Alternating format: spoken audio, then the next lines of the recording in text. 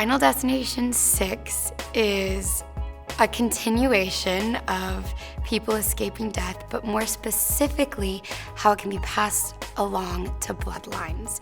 And if your ancestors escape death and have you, then it'll also come after you, because you're also not supposed to be alive. 3, 2, 1. John! Oh my God!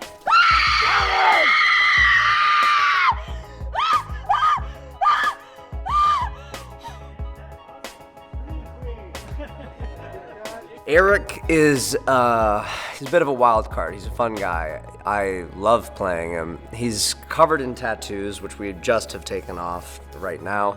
Tattoos, piercings. He is what would seem to be a bit of like a horror movie trope of like the heavy metal, that kind of guy.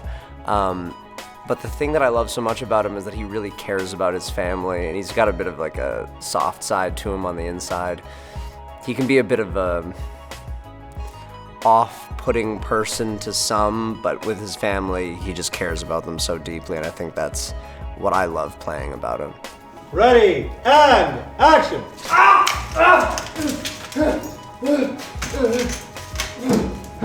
Shit.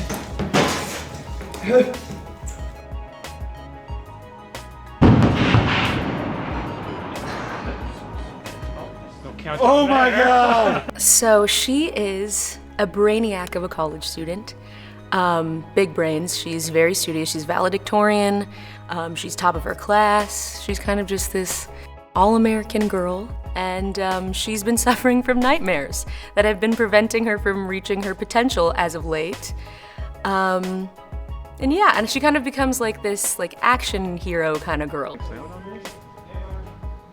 B-Mark! No sync on Charlie, off speed.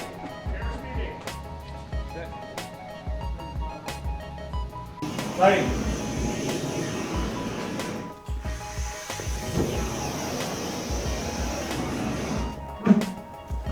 There we go.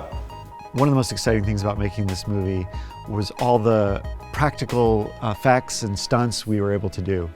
The team, the producers, the studio was really excited to do as much of this movie practically right in front of our eyes as we could, can imagine, in order to really, bring the epic scope of this movie to life. She's going to drive up there, turn left, or turn right, then turn left, and come to a stop here and go to the call box, and the gate will open and she'll walk past camera. The camera's probably getting maybe Eric's studio. How I would describe it is that it's the guy in Titanic, if anyone remembers, who's hanging off the edge of the boat when it's going down, and he lets go and he hits the propeller and then spin pinwheels to the water. It feels a bit kind of like that as far as we're dancing, we're having a great time, and then the glass dance floor essentially shatters out. They've really pulled out of the stops and making it a very realistic portrayal of what that horror will look like, and I think people will be terrified of glass dance floors the rest of their life. I saved a lot of lives that night. Everyone needs to get off the dance floor! Lives that were never meant to be saved. But Death doesn't like it when you mess with his plans.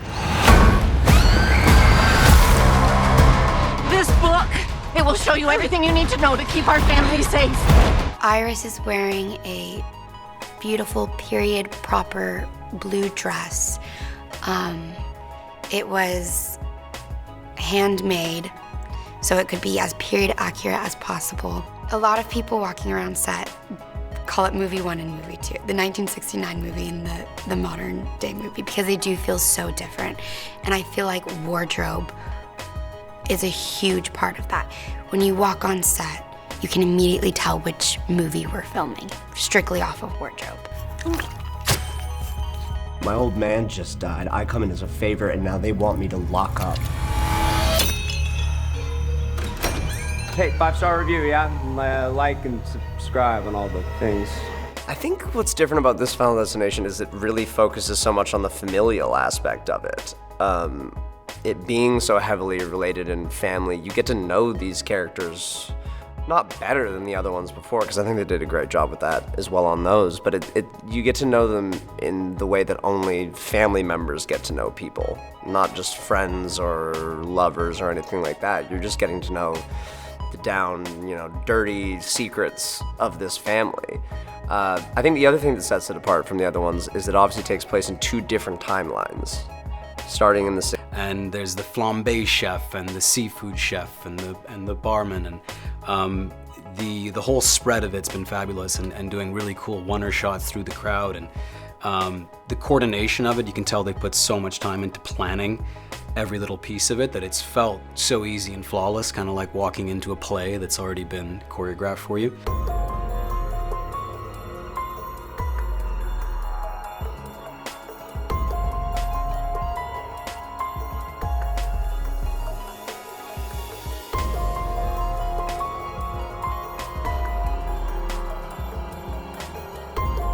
One of the great pleasures of making this film was working with Rachel, our production designer, because it was a humongous challenge to make these really unique environments, but also make them iconic to the franchise and memorable, as a lot of the locations are in the previous films.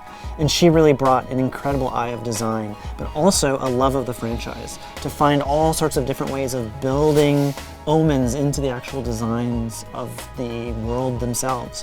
One of the key ideas that we all fell in love with was this idea that circles kill.